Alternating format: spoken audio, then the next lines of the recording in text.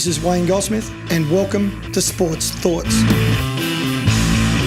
I've spent 25 years travelling the world working with some of the world's best athletes, coaches and teams, trying to discover what it is that they do, how they think and what it takes to be the best in sport. Subscribe to our newsletter at wgcoaching.com to keep up to date with my thoughts on sport.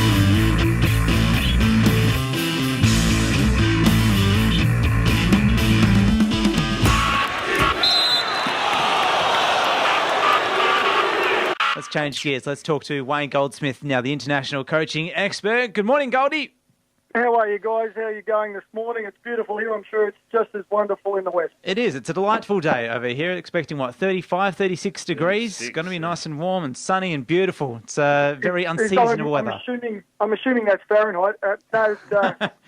I'm not looking forward to the weather being quite as good where I'm going. I head off next Tuesday for a 5-week speaking tour around England, Ireland and Northern Ireland and Scotland and looking forward to it very much and finishing up with the tour in Wales. But I spoke to someone by Skype last night and they said they went out for a brisk morning walk, in their words, and it was -3 up in Aberdeen where I'll be this time next week. So. Quite brisk, yes. Well, that sounds like a wonderful endeavour nonetheless, despite the freezing cold weather, and looking forward to hearing all about it when you get back, mate. But in the meantime, let's talk about some of the things that are ongoing at the moment. And there's a few bits and pieces I want to talk to you about. One that I've been thinking about recently is the form of away teams and how coaches manage away games, because we've seen kind of from two of my favourite teams polarising results. Arsenal, they stink away from home. They're horrible. They lost to Everton, should have been more than 1-0, and they've been terrible away from home all season. But then you look at the Australian cricket team, who have just completed a clean sweep, I think, of India a few weeks ago. You know, that's an historic victory. What's the difference, do you think, or what do coaches need to do to make sure that their teams are successful in away games? Well, it's always an interesting issue, but if you look at English football and look at European football in general, that for and away influence in even the betting markets and the expectations of win-loss is quite considerable. And the weighting that they have in European championships and UEFA Cup and so on is so heavy, and there's a lot of people believe in it. I think coaches have got to be very, very cautious. And I'll give you an example that some coaches start at the beginning of the season with an expectation that they're going to win all their home games. And they talk to the players about a fortress mentality, or they talk to the players about this is going to be our unbreakable home. No one will beat us at home. Home is where we've got strength and people will come here and be knocked back. Now, ostensibly, not a bad idea, but if they overplay their hand on that, as soon as the players leave their impenetrable fortress, what have they got to fall back on? Conversely, I think if coaches go the other way and say, well, no, we're going to then focus on the opposition, or we're going to focus on something else and not be overly concerned at home, they can also overplay their hand there. The trick is you've really got to teach them to be able to win anywhere, anytime, regardless of the situation. Can you coach winning?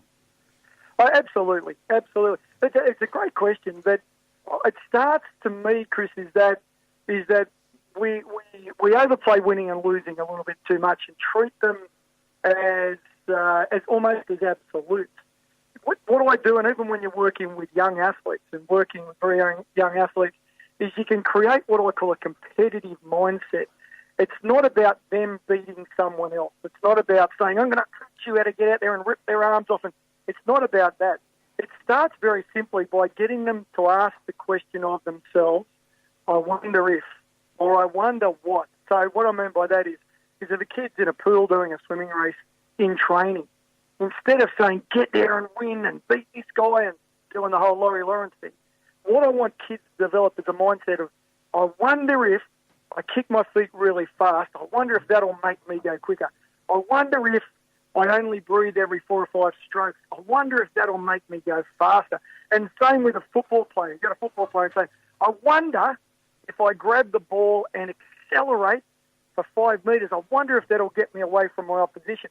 So you train even very young athletes to develop what we call a growth mindset or a learning mindset, where they're asking themselves, I wonder what would happen if. I wonder if I. So they're owning improvement and they're taking ownership over their own development. And that, to me, develops into a winning mindset, because what the kids then doing is everything you do with them in the gym, in the games, in training, their brain is saying, yeah, but what if I did that? I could get better. What if I tried that? And so everything they do, they learn, they improve, and winning comes as a consequence of that. At the moment, we've got all these, MARO and the penalties and that for different sort of actions. Are the penalties and sanctions in sport fair? Are they, for foul play and violence and and then how do you sort of communicate that with the kids? Yeah, that's a tough one, Wayne, always, isn't there? Because as we all know, there's many, many perspectives to crime and punishment. There's just the straight fairness, the fairness and the evenness of the playing field to make sure that everyone's being treated the same, playing by the same rules, and that's an internal thing. There's the public expectation of certain types of behaviour. There's the public relations and marketing side of the sport that will put standards on and put pressures on in different areas to wipe out particular types of behaviour. Certainly the AFL's been unbelievably effective in stamping out racism and promoting anti-bullying messages, and some of the work they've been doing has been exemplary because they've set their own standards and expectations and societal expectations and standards very high, and then rules, sanctions, policies, and of course penalties flow on from that. I think that the standard in all legal circumstances is what they say is reasonableness. Is it reasonable that one player comes up behind another player while their back's turned and absolutely flattens them? Well, no, that's unacceptable in any form of life. In the pub, walking down the street, schoolyard, anywhere, that's unacceptable. Well, if it's unacceptable, then of course the sport's got to take a hard line. Is it unacceptable for the two players standing face to face, doing something they love and getting a little bit physical by pushing? Well, you'd have to argue it's probably not as bad as some other things, but as you know, if they get letters and emails and the fans jump up and down and the media commentate that it's unacceptable, then of course the sport normally reacts and jumps on that behaviour as well. How can parents and in the lower with the kids, how can you guide them? Very old-fashioned on this, and I'm sure you guys will agree. Old-fashioned sportsmanship, sportspersonship is things like before the game. If you're in a situation where you're player on player or behind the blocks, shake hands with your opposition. Don't be afraid to say hello. If you get beaten, go up and say hello to the winner and congratulate them on their great success. Be aware of being fair. Always go up and say hello and thank you to the referee and the touch judges and the umpires and all the officials. If you get a chance, even go and say hello and thank you to the opposition coach for the opposition. Build this mindset about fairness, and that sport is about character and friendships and the experience and learning, and parents can foster that. So if parents are on the sidelines just yelling, win, win, win, kick, kick, kick, goal, goal, goal, that's their mindset, then kids are starting to overplay and overemphasis is placed on that aspect of sport.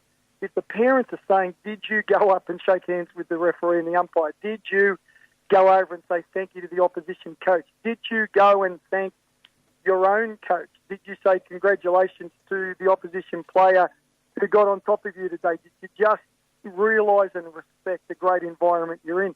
And that starts to become part of who they are. It flows through them when they go out and play sport, less focused on winning and losing an outcome, more focused on the wonderful experience of sport. Just a final one. There's at the beginning of the season, you're a side that's you're positive. You're going to play well, and then suddenly after 3 games, you're in all sorts of trouble through injury, and we talk about Melbourne and Richmond. And how does a coach cope with that? How much does he change his philosophy, or what are the things that you would be focusing on? It is a challenge, isn't it? And I noticed that I live on the Gold Coast, as you guys know, and we've got the Gold Coast Titans who are 0-4, and they're only a little way away from us. And you can just see already in the newspapers time for the coach to go. They've got to change the players. They need to change their tactics, change their play style. And they've been putting those things in place since the end of September, early October last year. So to show any fear and to show dramatic change from the coach's perspective, the players look at that and think, well, hang on, this guy's been telling us since October to believe in ourselves, to stick with our system, to believe in our game plan. Our game plan is going to be effective. He's been telling us that for 6 months.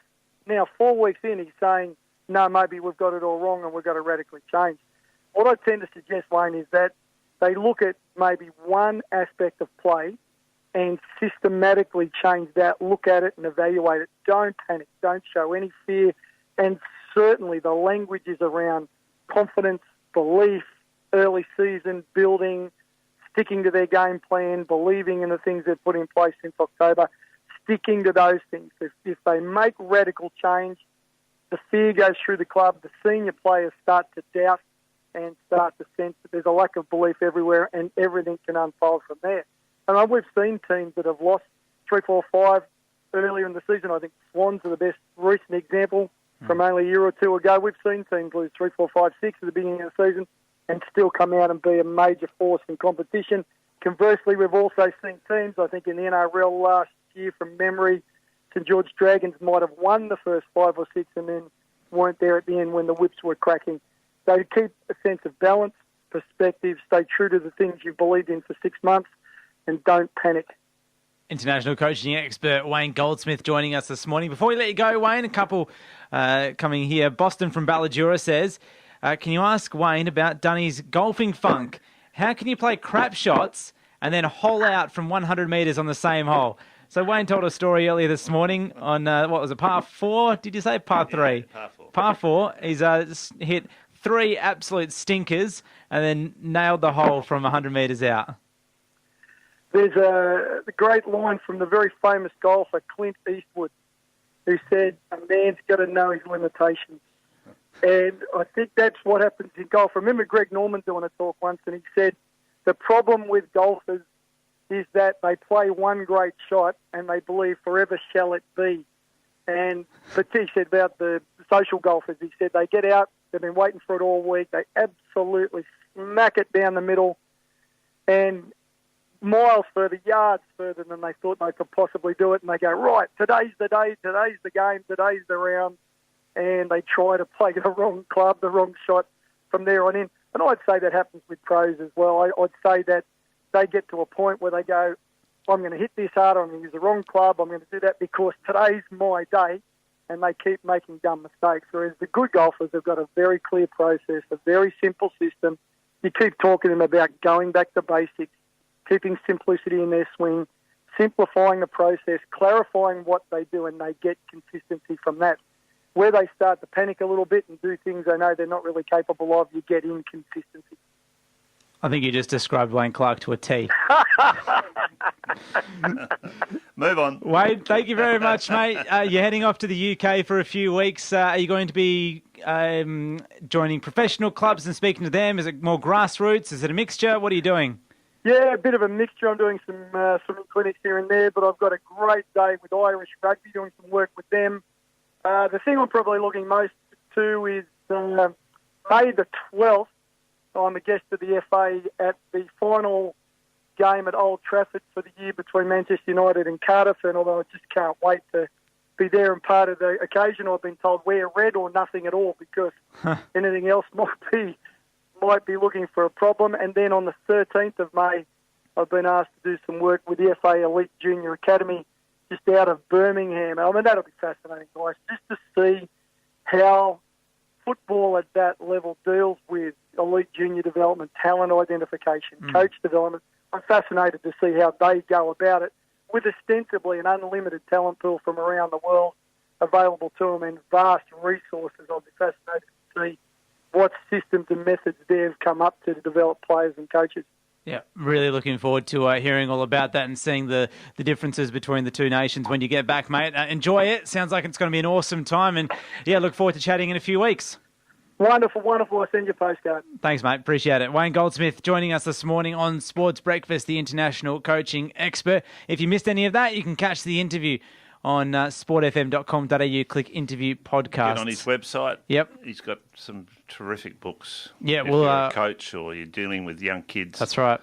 Ideal. We will link it on our Twitter, his website. It's great, and you can catch all his videos up there.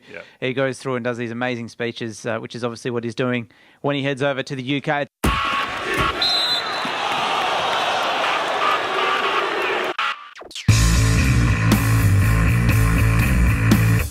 Thanks for listening. If you'd like to hear more sports thoughts, subscribe to our newsletter at wgcoaching.com.